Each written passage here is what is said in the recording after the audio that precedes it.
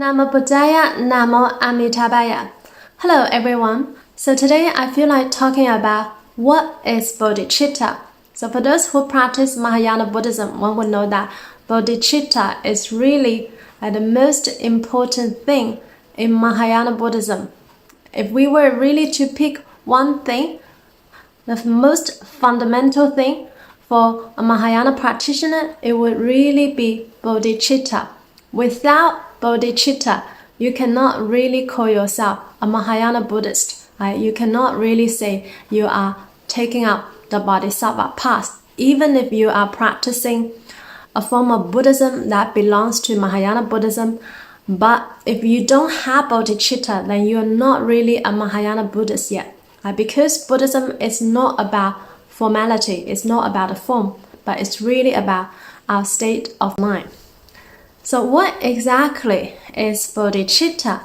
So Bodhi from Sanskrit means awakening, and Chitta means the mind or consciousness. So Bodhicitta means the awakening mind. And this awakening mind has two aspects. First, one aspires to realize the perfect enlightenment, that is the Buddhahood. And not only that, the second aspect is that the purpose of wanting to realize the perfect enlightenment is for the benefit of all sentient beings. So that's why Bodhicitta is really the hallmark of the Bodhisattva path, the hallmark of Mahayana Buddhism. If we were really to pick the most important thing for a Mahayana practitioner and the most fundamental thing for Mahayana practitioners, it would really be this. It would be Bodhicitta.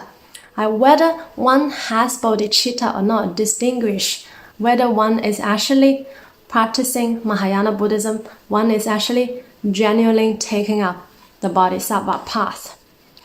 So why is Bodhicitta so important?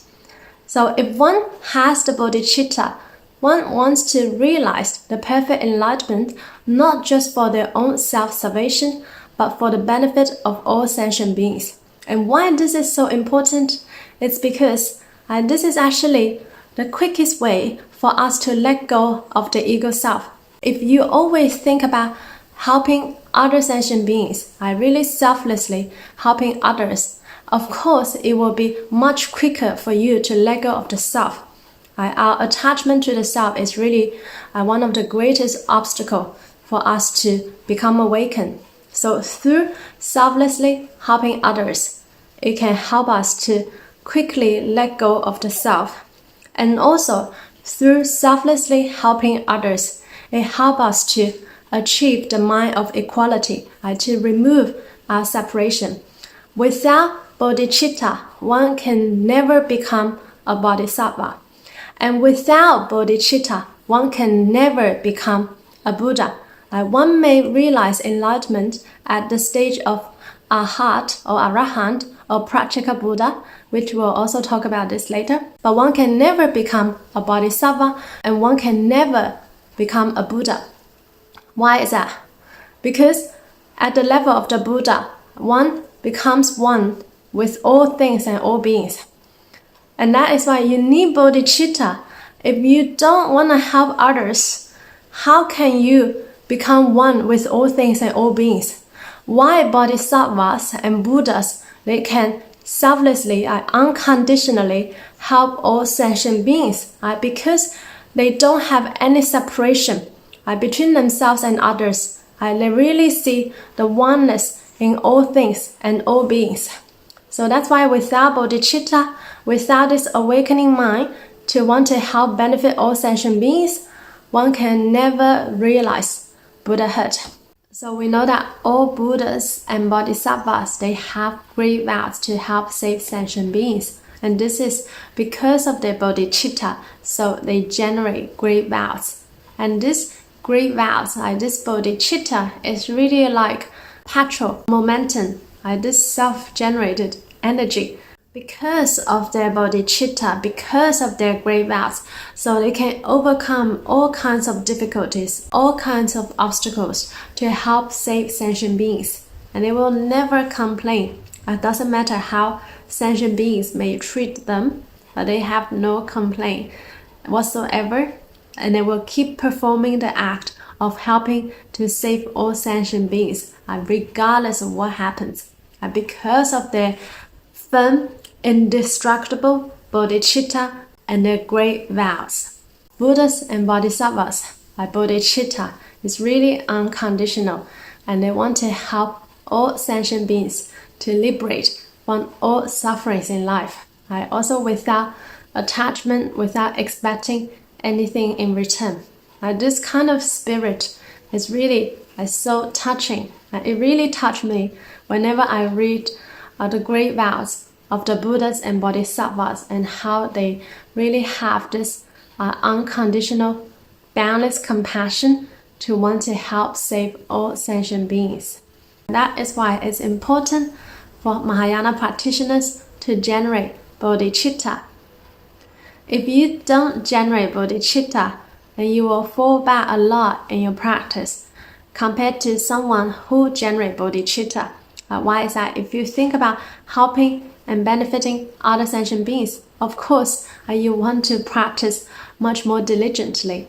As ordinary beings, we are doomed or destined to fall back often on our practice. But for someone with this firm bodhicitta, even if one falls, one will not fall a lot. And then one will again pick up because one has this great motivation, momentum, this petrol, this energy of bodhicitta. One has this thought of wanting to help save sentient beings, so one will not fall back too much on one's practice. That's why we highly encourage all Mahayana practitioners to generate the great bodhicitta. Even if we don't have any ability to help anybody yet, but don't worry, first generate the bodhicitta. So if we are learning from the Bodhisattvas, from the Buddhas, then we should really generate bodhicitta. The question comes, how can we actually generate bodhicitta?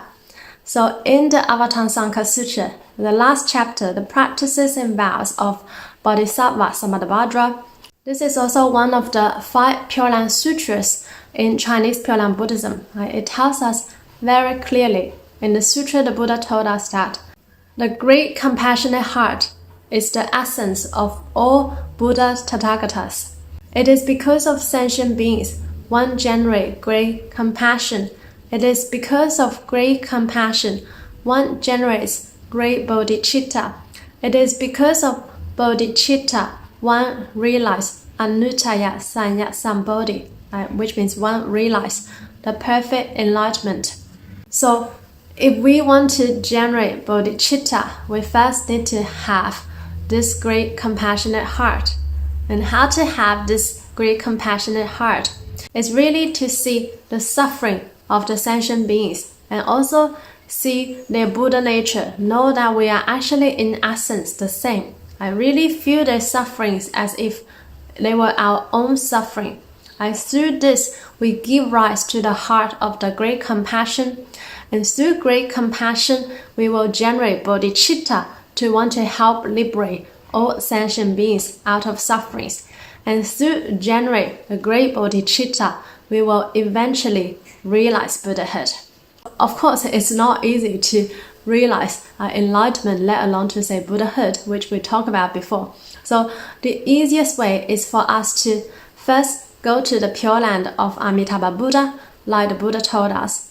For Pure Land practitioners, if we generate a bodhicitta now, which means that you Nianfo, you go to the Pure Land, not just for your own salvation, but really you want to help all sentient beings liberate out of sufferings.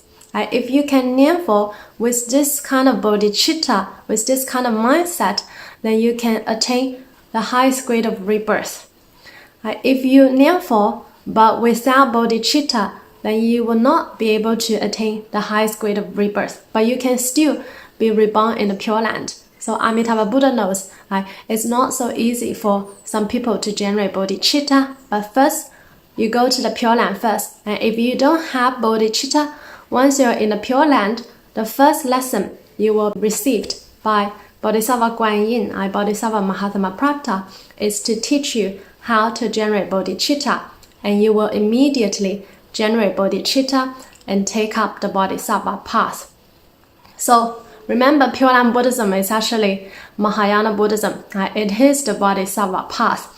Sometimes people may think, Pure Land practitioners, they're so selfish, they just want to get away to the Pure Land. But the reason why we go to the Pure Land is also for us to quickly realize the perfect Buddhahood so we can help other sentient beings. Now we don't have the ability to help ourselves, let alone to say help others. That's why we first go to the Pure Land.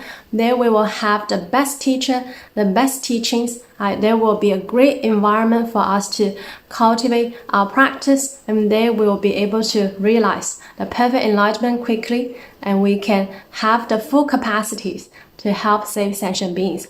So Pure Land Buddhism is actually in essence the Mahayana path. But if you really cannot generate bodhicitta now, that is also fine. Master Yi, the ninth patriarch of Chinese Pure Land Buddhism, also says if you have this sincere mind, sincere vow towards seeking rebirth in the Pure Land, in a way this can also be equivalent to a form of bodhicitta, right? Because once you are in the Pure Land, you are destined to become a bodhisattva. You will take up the bodhisattva path. So I talked about before, whoever that's reborn in the Pure Land of Amitabha Buddha, you will immediately become a bodhisattva. Right? Even now, it may be difficult for you to generate the bodhicitta. But of course, if you can generate the bodhicitta now, then it will be the best, and you can attain the highest grade of rebirth. So why is that? It's not because Amitabha Buddha has separation that he divides into so many grades of rebirth. It's not that he really had this requirement for us, but it's really because our mind resonates with the Buddha's mind. The more our mind or our heart resonate with the Buddha's heart, then the higher grade of rebirth that we will attain. So that is how it works. All is actually from our mind. Our state of mind, our level of practice determines our grade of rebirth. So in Chinese Pure Land Buddhism, we also highly encourage Pure Land practitioners to generate bodhicitta now if we can. So the 11th patriarch of Chinese Pure Land Buddhism, Master Xing An, also wrote a very famous article titled Persuade All Beings to Generate Bodhicitta. So when I have time, I'll try to translate this article. It's really worth reading, worth studying for all Mahayana practitioners, for all Pure Land practitioners. So may we all generate the unsurpassed bodhicitta and be reborn in the land of ultimate bliss and to realize the perfect enlightenment. Namo Buddhaya, Namo Amitabha.